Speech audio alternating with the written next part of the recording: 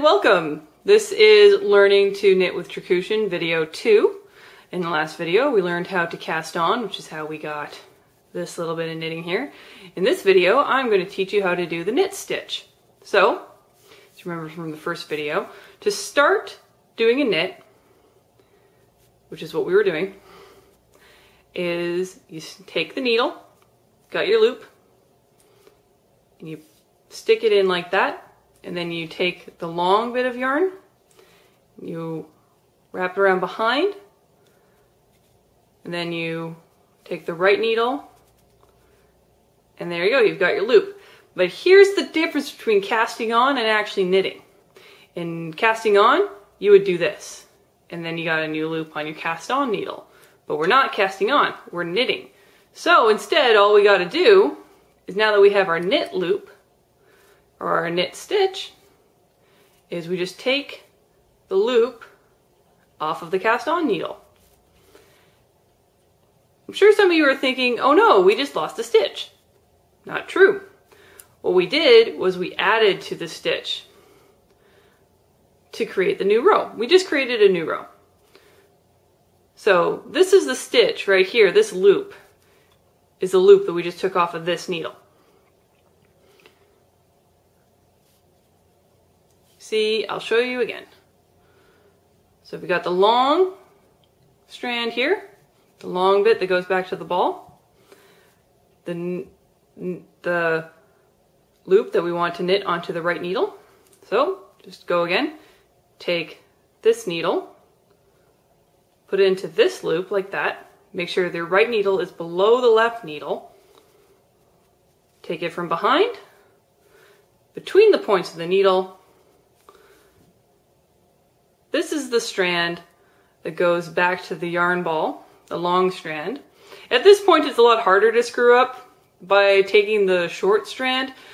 It's still possible though. And then you pull off the stitch, and there you go. Now we have two stitches in our second row. And there you go, let's finish the row now. 3, 4, 5, 6, 7, 8, 9, and 10. And there you go.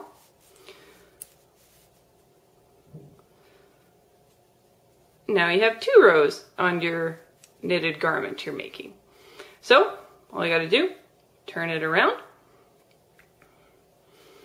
and start again.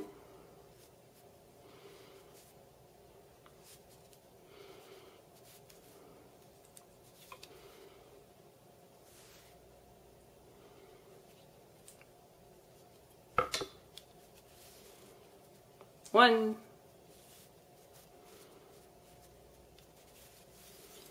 2, and so on and so forth. But what happens if you drop a stitch? You're probably wondering, because this is something that happens to everybody, especially when you're going real fast. Well, that stitch will then come unraveled. As you can see, it just did right there. And then the next stitch will come unraveled, and it'll just go all the way down to the cast on stage. And your garment won't fall apart, but it'll have a big gaping hole in it where the stitches are not connected. So to fix that, if you only got one, if you've got several rows of drop stitches, you're gonna have to take a crochet needle to it, but that's for a later video, is you take the bit that fell out and you just kind of put it back in. And there you go, it's back in. And we continue on with the knitting. So, a knit stitch versus a purl stitch, which is the next one I'm going to teach you, is the one that goes where you've got your right needle goes into the left. It's always going to be your right needle going into the left loop, at least for right-handed people. So the knit versus the purl is where you come in from the left side, go through the loop like this, and then your right needle is underneath the left needle, and then your knitting yarn comes behind the right needle through the points, and then the right needle comes back through the loop and pulls the knitting yarn through to make a new loop.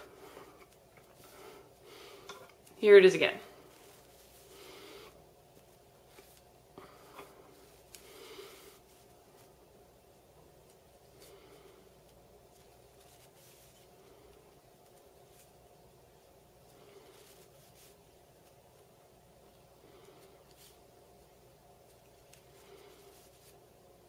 There you go. Here's another thing I want to show you for mistake mitigation. You always got to pull your yarn that's attached to the yarn ball back in the direction that the loop is, because as you probably noticed, what I did there is I pulled it this way, and it makes it look, not only does it pull the garment up with it, which is not good, but it looks like I have one more loop than I should, but I don't actually have that. It's just pulling the loop longer than it should be. So it's actually supposed to look like all the other guys on the row. That's actually the best way to figure out if you've done something wrong, is does this one look like all of the other ones? So there you go. That's how you do the knit.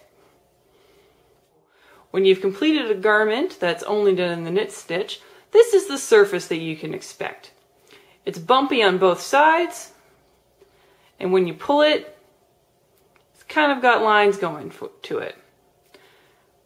Where you usually see this texture is in scarves or, well, scarves. You can see them both going longwise like this or lengthwise like this.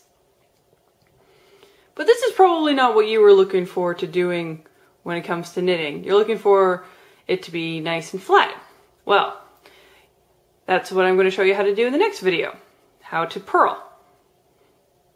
So here you go. A garment done only with the knit stitch.